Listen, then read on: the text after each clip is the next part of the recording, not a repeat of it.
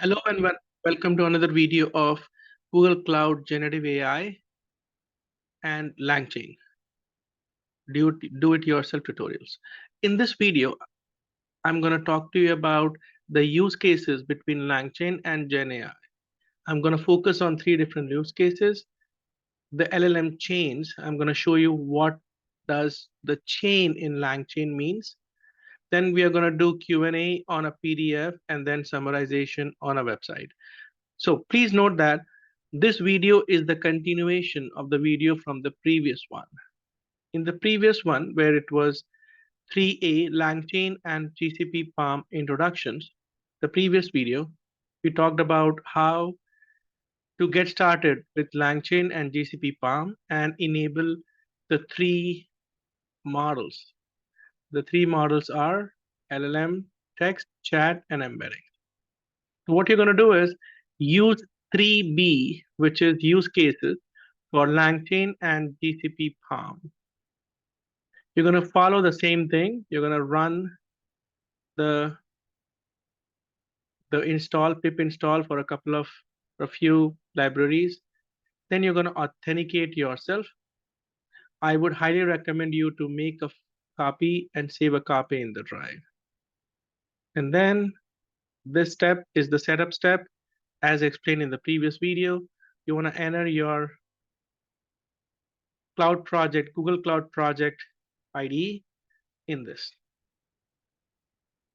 And then these are the packages that you need to import. I'm not going to walk you through this again.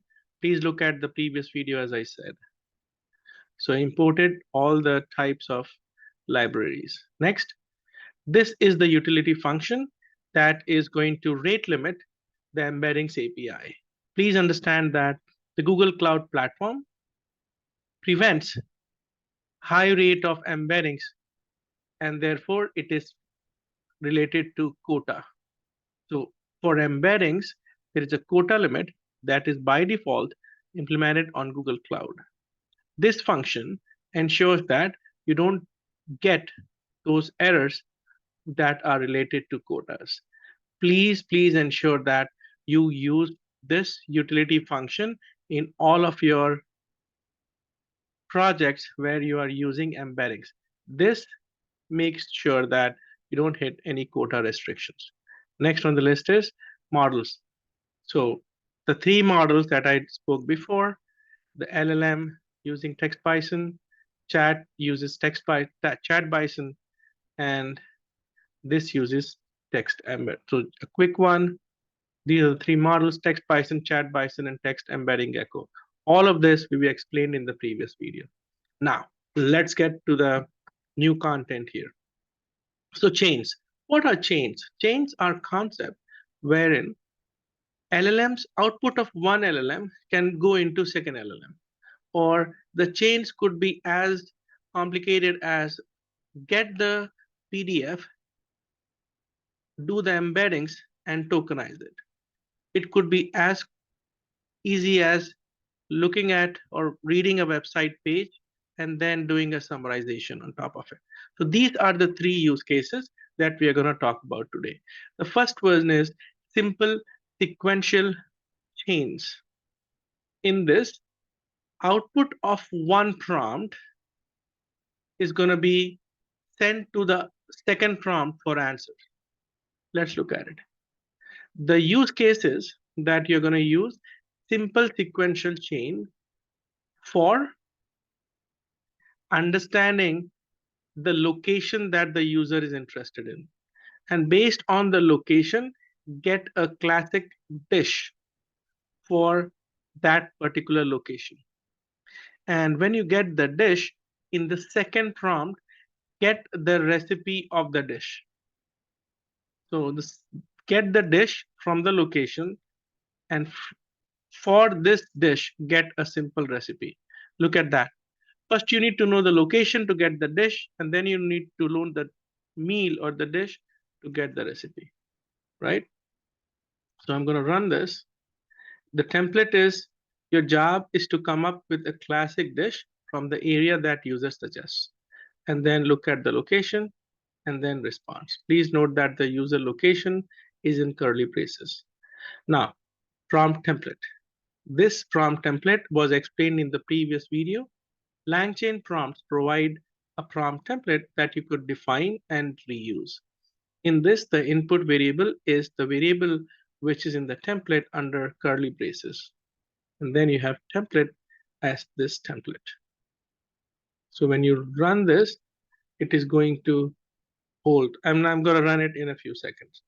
Next is you have template. Given a meal, give a short and simple recipe on how do you make a dish at home. And this is the response. So in this case, this is the user meal. So this is template 1, this is prompt template 2. So you have location chain and meal chain. Now you're going to execute the overall chain.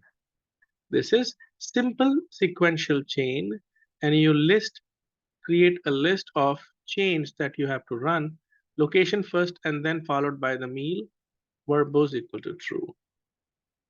And if you say run it with, for example, Mexico, and if you run this, it is going to get a Mexican dish, mole poblano, and it is going to give you a recipe of that. If you run it with Rome, what it does, it uses the first chain, location chain, gets the dish, and then gives the ingredients for this dish. I can change it to Mumbai Vada Pav, and it gives you the recipe of Vada Pav. So this is how you would run the chains. If you scroll down, let's go on to our second use case, which is Q&A. Change the number here. Okay. So Q&A answering chain. Let's look at how do we do this. This is fairly complicated. So what we are going to do is we are going to read a PDF document, and then we are going to process this for a Q&A. So you're going to ingest the PDF and split the PDF in chunks. The reason you want to split this PDF is to circumvent the token limit for the LLM models. The LLM models are token limited. That means at one point in time or in one go, you can have so many tokens. And therefore, because the PDF tend to be larger, bigger, you would need to split and make it in chunks. Then you have chunks. For each chunk, you need to do embeddings. So you need to ingest the PDF, split it in chunks, do the embeddings, and then you build the index. As discussed in the last video, you could use ChromaDB or Vertex AI matching engine. In this example, we are going to use ChromaDB. Now, once you have the index and once you have the vector store, you're going to do semantic search. There are many other types of searches like cosine similarities and others, but for now, we are going to be focusing on semantic search. Then we are going to do the query embedding, and then finally get the question and the answer from that Vertex store. It is fairly complicated, but then I'm going to quickly show you how it all works. Now, one of the most important things that I mentioned in the previous video as well, that whenever you do embeddings, the the design principle that you need to follow is do the embedding once. As long as the underlying data is not changing, you could continue to reuse the embeddings. So I'm going to create the embeddings and then save it in a location. So go back in here, and this is the same diagram that we just talked. Now let's look at it. This is going to ingest PDF. LangChain, as I said, it's a complete framework that provides you a capability of creating and loading documents too. In this, we are going to use PyPDF loader. we are going to load Google's 10K annual report, which is on this URL. This is Alphabet's 10K annual report. We're going to load this, and there is a PyPDF loader URL, and then you load the document. Run this. Next, we're going to split. Remember, follow this, ingest and split. We got the data loaded in the load documents, and then we are going to split it. In order to split, we are going to use text splitter. We have talked about recursive character splitter, wherein you are chunking it in 1500 chunk size with no overlap. So that means you're going to chunk and there is no overlap. That means each chunk would be unique. And then you do the split using the text splitter to the document. This document, you got it from here. I repeat it one more time. The first step is to load the document. The second step is to split the document. And the number of documents, the number of text split chunks, the number of chunks that we got is 263. Now we will do embeddings. Now we use embeddings. Look at this custom Vertex AI embeddings. And then I'm using text embedding gecko, temperature, max output tokens, top key, stop project, location US Central 1, credentials, request parallelism 5, max retries. So these are the number of requests per minute, QPM 15 is what we set over here. So remember, I'm just going to go back a little bit. So QPM's 15 and number of batch 2. So here you have QPM 15 and number of batches 2. Now, I'm going to connect to the collab, the directory, your G drive, in order to save our vectors or database, Chroma database. You have to you could either use the same or use a different location or a directory. I'm going to remove this once I'm done, or I'm just going to leave it as is, but ask you to change this wherever you want to store. So this is the vector save directory, the directory where you want to store the embeddings. Next, this is what we're going to do. So this step, I'm not going to run it in front of you because it's going to take me around 8 to 10 minutes. This is the step that converts your docs, the chunks, into embeddings using the embedding. This is the text chunk. This is the embeddings, and this is the directory where you would like to save it. So please note that I'm not going to run it because it's going to take time. Now, when you're running it in Vertex AI Workbench, in this place, you can have GCS, the Google Storage Service, GCS, the Cloud Storage Bucket. Next, you can have Chroma DB. So once the database, the vector is generated, this is the Chroma DB. So Chroma DB is the vector, is this vector set that is generated. And then I would say Chroma DB dot persist. This is the step that saves the embeddings to this directory. And once you open this, you would see that Chroma vector DB index, and you have the Chroma collection. So there you go. The Chroma collections parquet, and this is your index file. So these are complicated or proprietary files from Chroma in pickle files format. And people who do not know pickle, this is the format of saving data frames, models, indexes, anything that you want to save on the database or as a database record. Now, you go in here and then say vector read from DB, Chroma persist directory equal to vector save directory, and embedding functions is embeddings. So you want to run this. Now what this step does is it reads from the file. Now you're going to create a retriever. Let me show you now here. Okay, let's go back to, so sorry, my bad, I shouldn't have scrolled, but let's go back in here.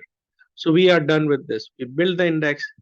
Now we are going to do semantic search. You are on this screen or this step.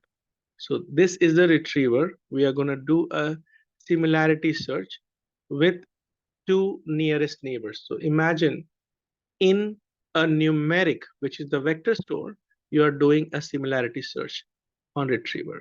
That's it. Now you got the retriever that has the handle of search, and the search space is the two, the top two. Now you're going to create a chain for Q&A. So LangChain provides a retrieval Q&A chain.